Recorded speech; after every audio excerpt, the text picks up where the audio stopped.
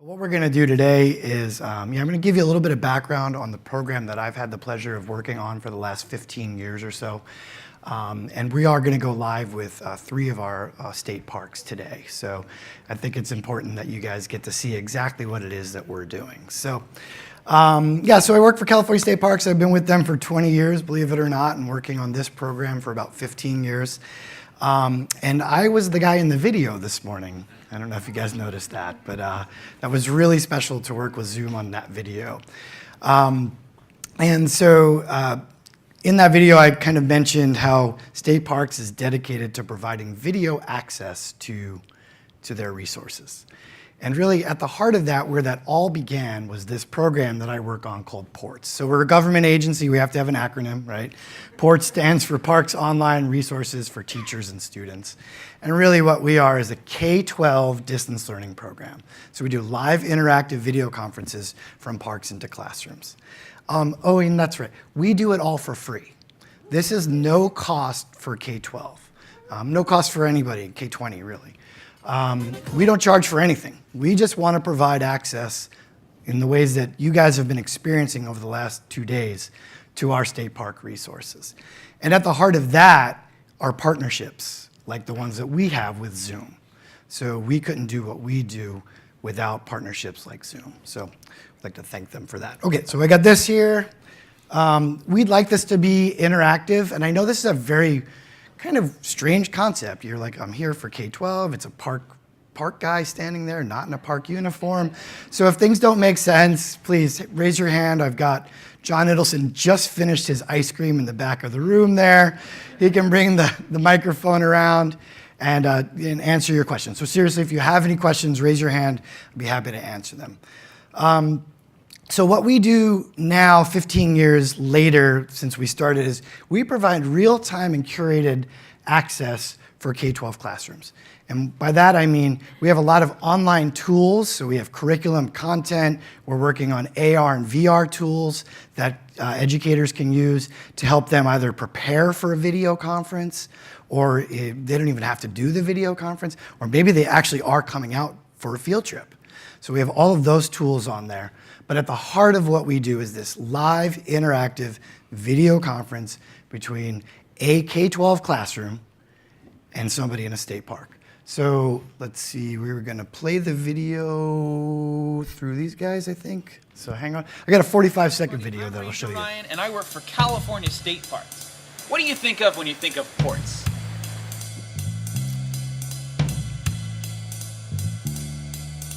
Not quite.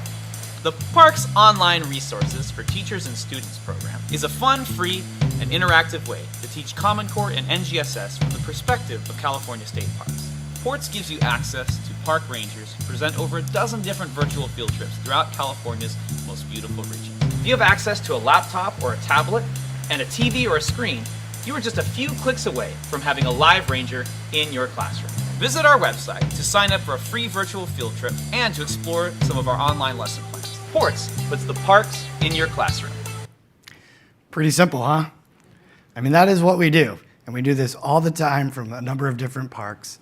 But I want to kind of just ask you, like, why? Why are we doing this? I think we're going to bring the microphone over to you because that way we have your answer recorded. Go ahead, John, right up here. She's got an idea of why state parks, why is a government agency involved in this? So access for the students who can't get there otherwise. Yeah, for sure. Anybody know how many students in California's K-12 public school system there are? 4.5 million was a guess. It's actually more than that. 6.1 million kids enrolled in K-12 public schools, pre-K-12 public schools. Anybody want to guess how many actually take a field trip to a state park?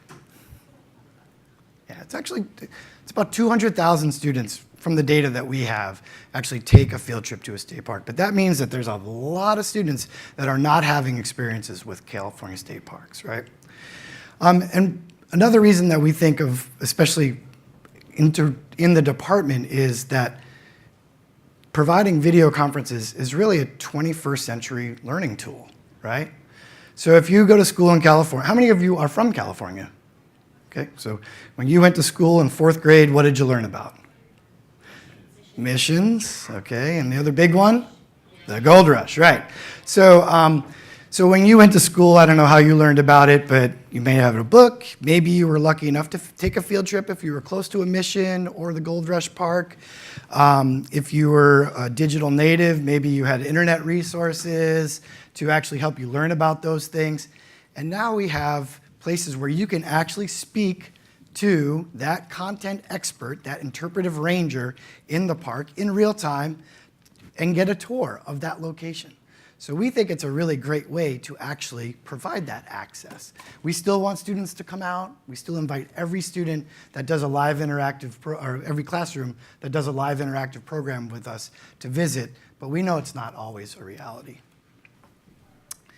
So where are we now, 15 years later? When we first started this program, let me mention, we did chroma key studios. Those are green screen studios in parks where you couldn't actually access a resource.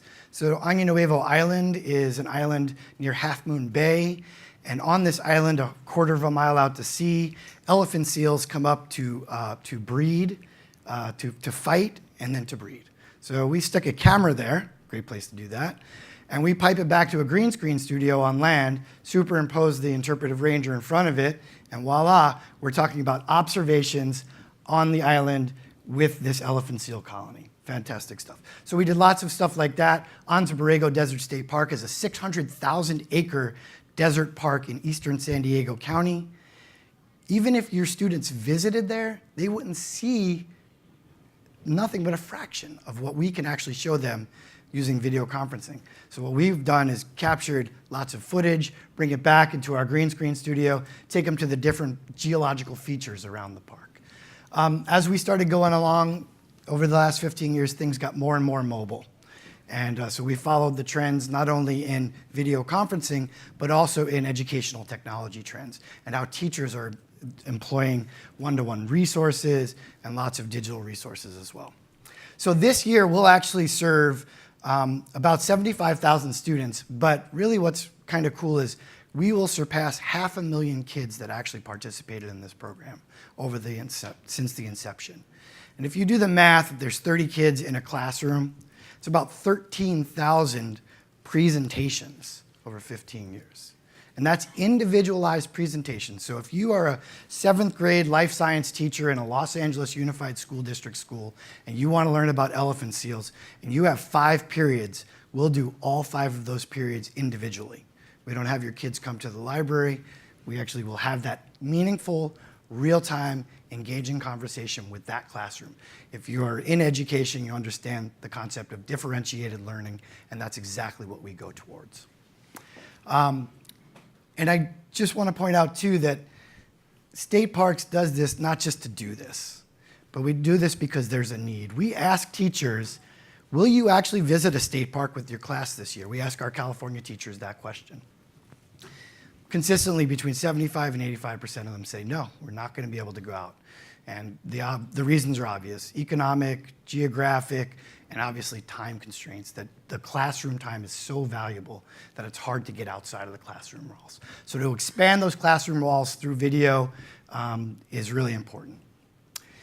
So where do we do these programs from now? This is your California, your state of California if you're from here. How many state parks are in California? State parks. How many state parks? Guesses, guesses, guesses. 150 is a good guess. It's actually more. It's actually almost double. It's 280 state parks. Okay, that's just in California. That's national. That's not national parks. That's not Yosemite. It's not Pinnacles. Just California state parks. We do this from about 20 different state parks up and down the state, covering topics like I've been mentioning: Gold Rush history, the missions, desert ecology, redwoods, watersheds, state capitol. Lots of great stuff. But some of you might be saying, well, why aren't we doing this from all 280 state parks? Well, just like you might be trying to adopt this in your own workplace, getting rangers to adopt video communications as an interpretive or an educational tool is also quite difficult. So we've got about 20 sites that really work well for us.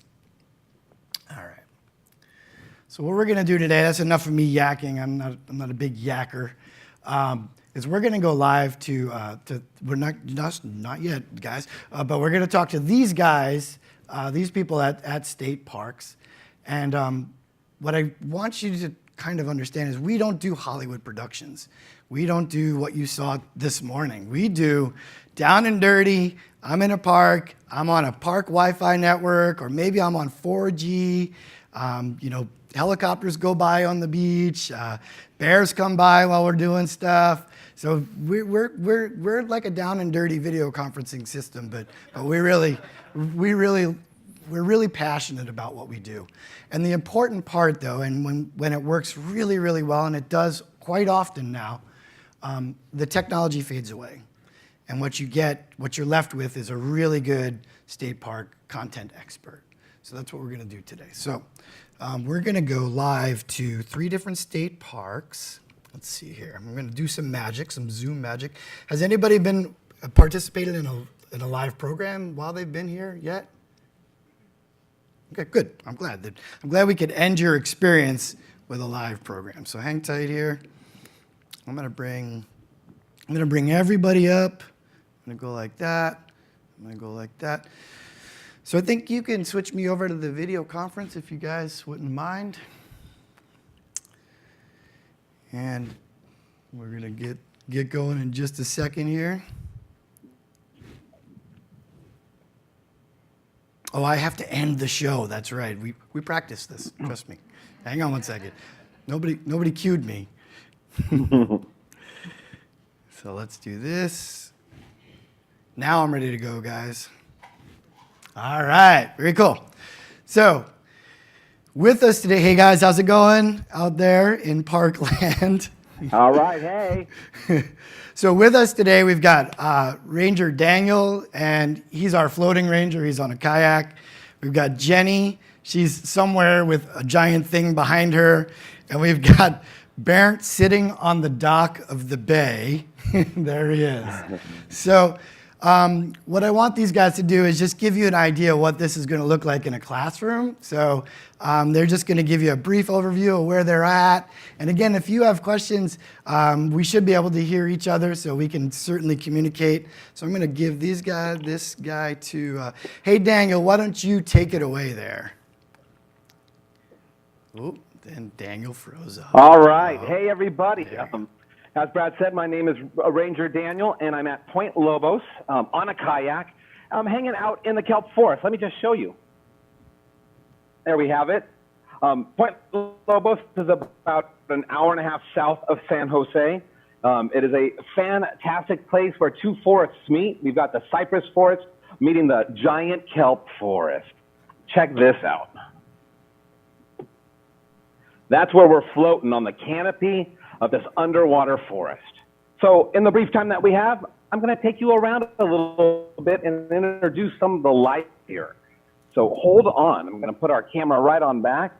I always encourage folks to keep their eyes on the water as we paddle along to our next stop. You never know what you might see. So hold on, everyone. All right. So the conditions today, we're at a kind of a flat time. We've had a bit of a swell today, which means I've been going up and down a bit, about a 5-foot swell or so. But the temperature is quite lovely. We've got a 65 degrees in air temperature and about 55 degrees in our surface water temperature. And that's a good thing for the kelp. Maybe not so good for us for swimming, but the kelp thrives in that cold water.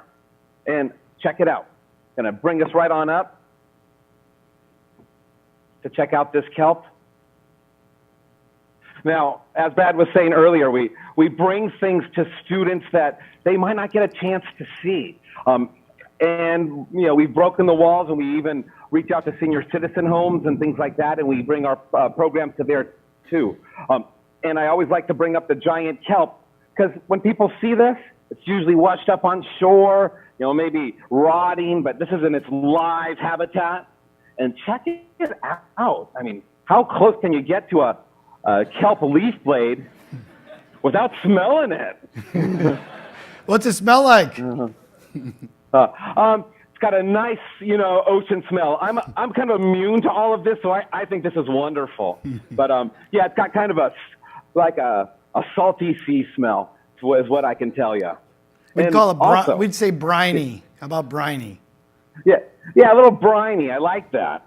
And check it out. One thing about the kelp forest is that it's full of surprises. Now, you're going to kind of need to sharpen up your observation skills for this, but I'm going to bring up an animal right to our camera. And when you can see it, let Brad know by raising your hand. You can see that animal that's on the stipe, which is the stem. Oh, it's giving it away now. Oh, now we got it. Now we can see it. All right. So we got all kinds of life. Literally, life is crawling everywhere here in the kelp forest. And that's, what we bring into the classrooms is this incredible biodiverse, ecosystem. In fact, some of them fell right off into my container here. We can even see them up close and personal. So the discoveries never end here in the kelp forest at Point Lobos. So what's their name? What are they called? What are they? Well, I'm glad you asked that. This is right here is giant kelp, and its common name is the giant kelp bug. But if you really want to know some more science about it, it's an isopod.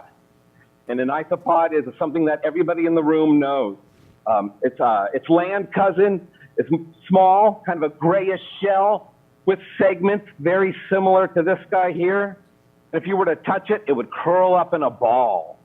You'd find it in your garden or maybe in your garage, and that's its land cousin. And what animal would that be? A roly-poly.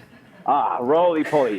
What excellent clues, right? Yeah, roly-poly, that's it. And this is its kelp forest cousin, the kelp forest roly-poly, or the kelp isopod, if you want to impress your scientist friends.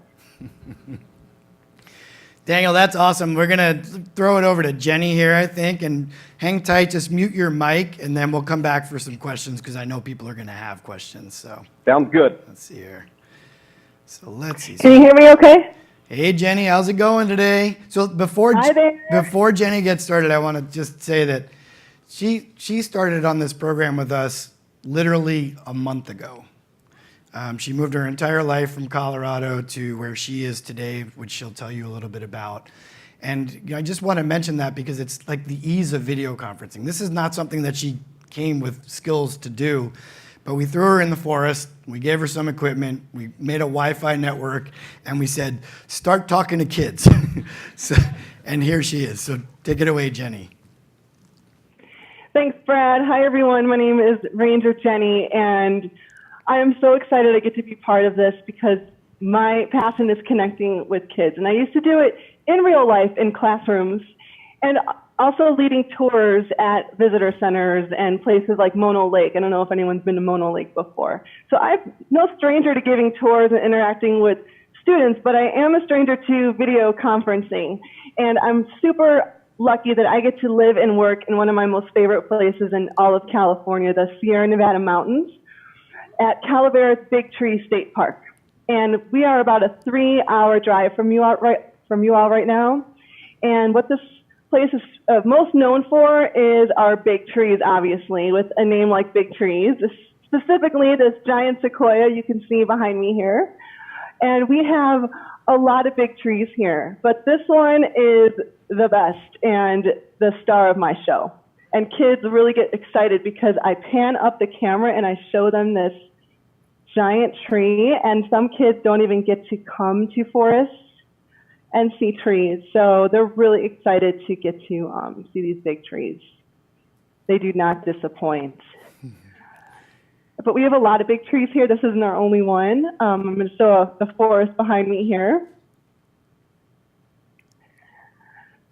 So when I first started working here, I had to tell which one was a giant sequoia, and I point out to the kids that the coloring is very unique to a giant sequoia. No other tree is this red. So we have a couple giant sequoia right here and right here, and that's why they're called redwood. So these are also known as Sierra redwoods.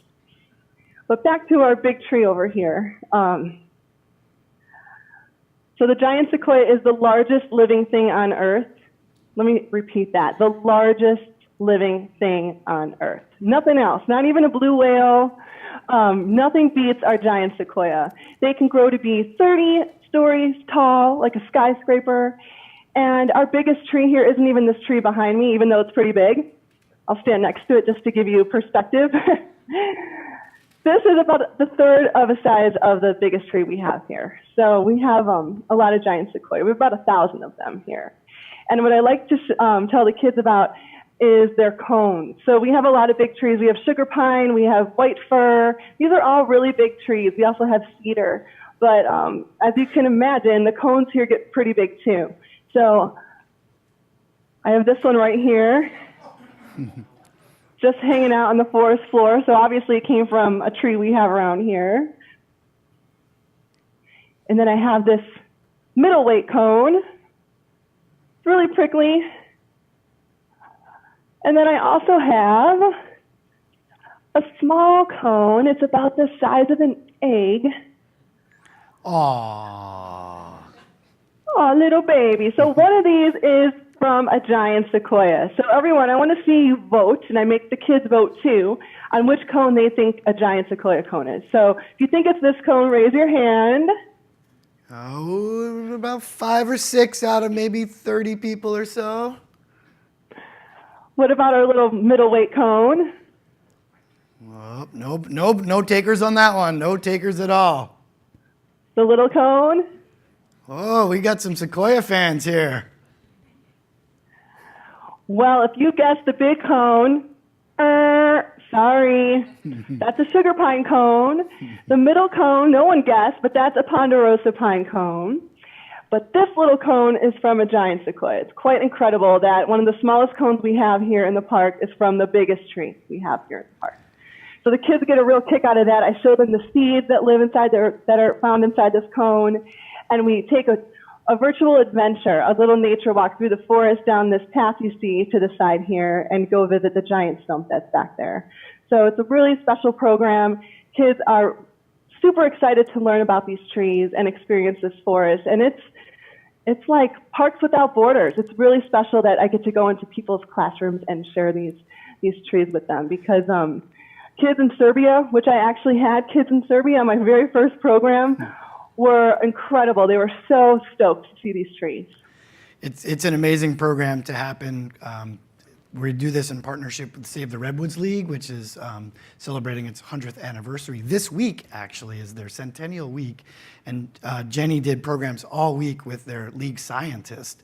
And so we had special programs all week where students got to talk with the league scientist and Jenny. So, Jenny, it's so fantastic to see you. So hang tight there if you can mute your mic, and we'll go to our last stop, and then we'll bring it back for some questions. So then there's this guy.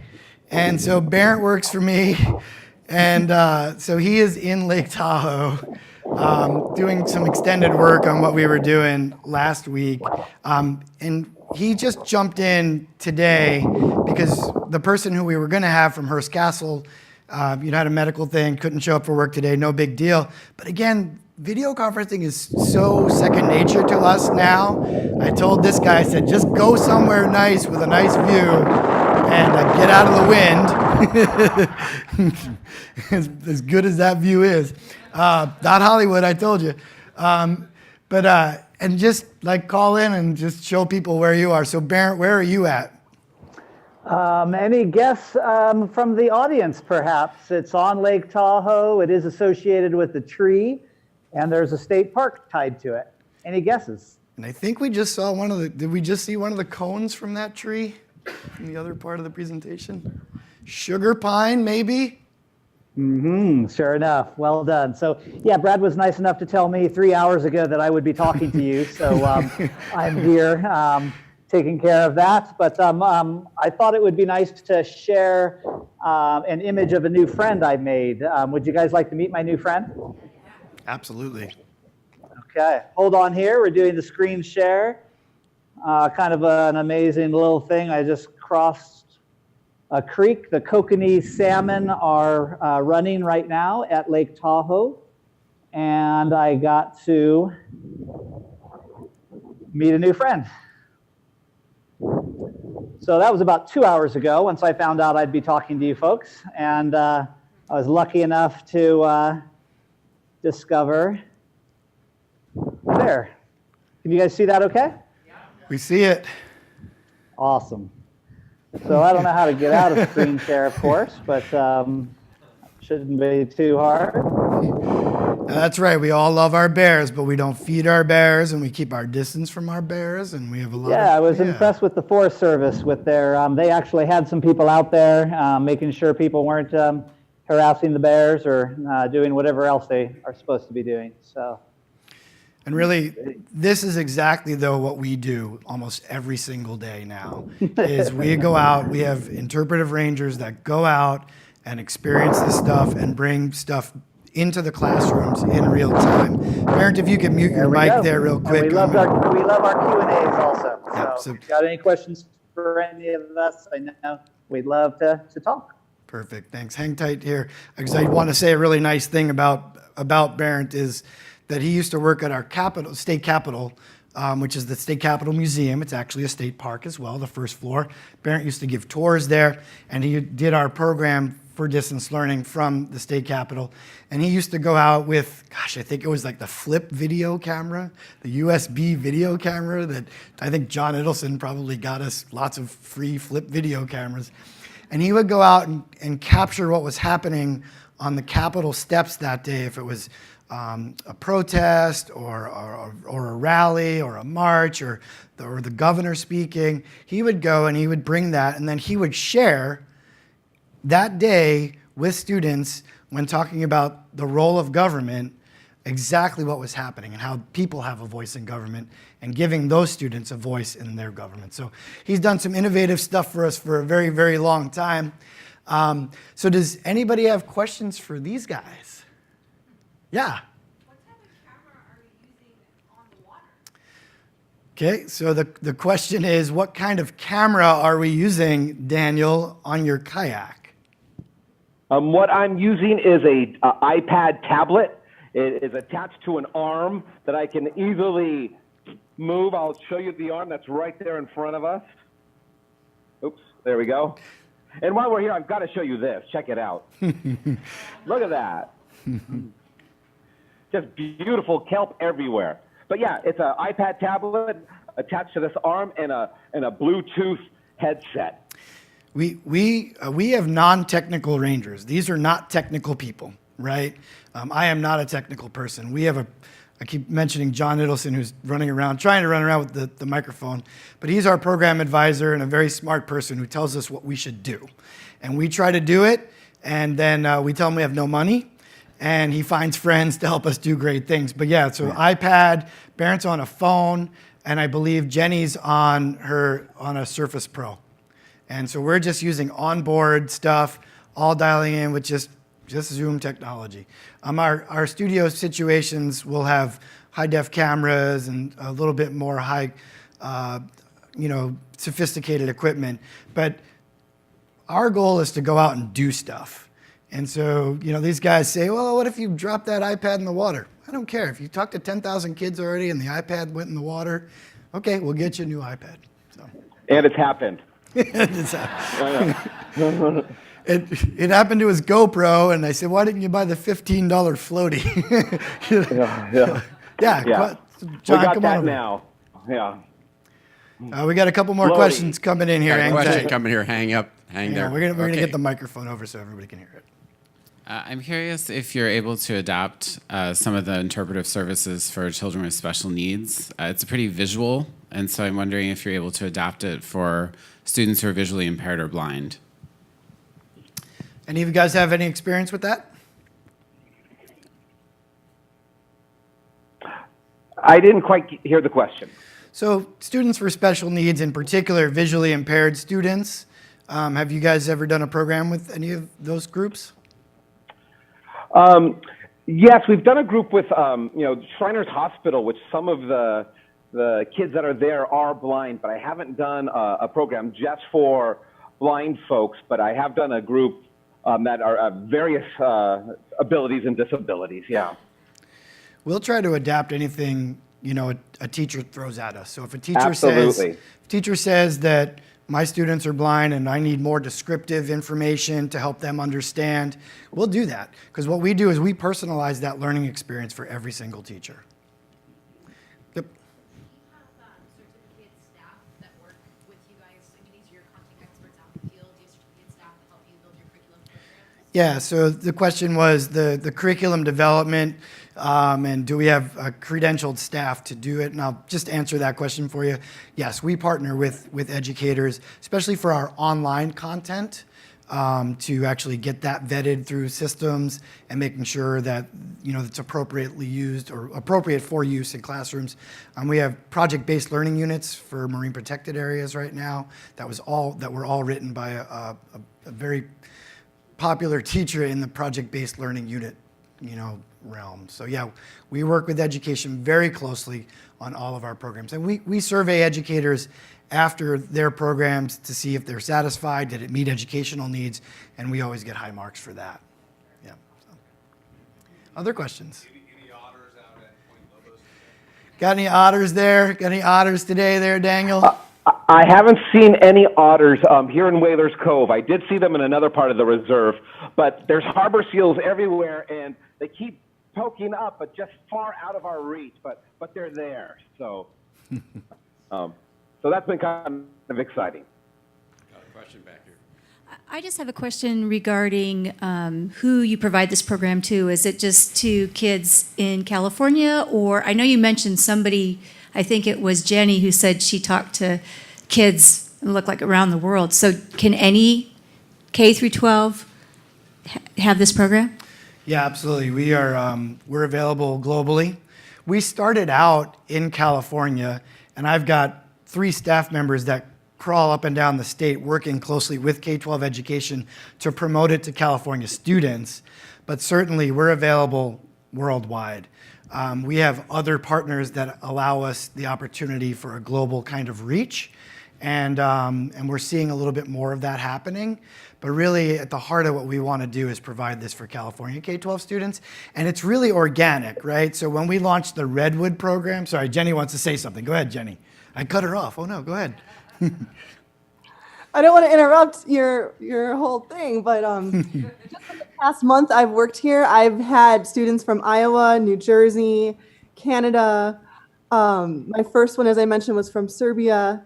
I just scheduled India today because they're doing a Skype-a-thon in which they're up for 2 whole days straight, nonstop, which we can't normally do in India because they are 12-hour time difference from us here in California. So luckily, I'm able to get them in because they're going to stay up for 2 whole days for a Skype-a-thon, and Skype is one of our partners. So that's how we're able to do that. So it's quite incredible, our reach. It's vast. We are platform agnostic. We like to say that if a teacher wants to call into us, we'll use whatever tool it is. We love Zoom as our default platform, as the one that we know and use and love pretty much every time that we can, but we are platform agnostic. And sorry, go ahead.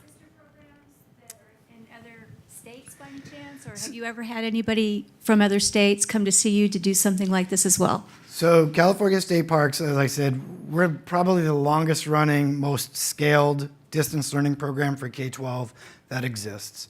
Our kind of competition in the park world is National Park Service. And they have programs that are similar to this. But National Park Service has a decentralized system. So they're doing different things all over the place. Sometimes they're using Zoom, sometimes they're using Skype, sometimes they're using Google. We have this program in California that we can push out to anybody. But yeah, so we probably field calls at least once a month from other agencies, zoos, aquariums, museums that want to know what is the magic sauce to doing this, right? And there used to be a magic sauce, but the magic sauce isn't there anymore. It's just get a device, get a platform, and start using it. Because like Jenny said, we launched this a month ago, and she's got 2,000 kids, 100 programs on her calendar already, so.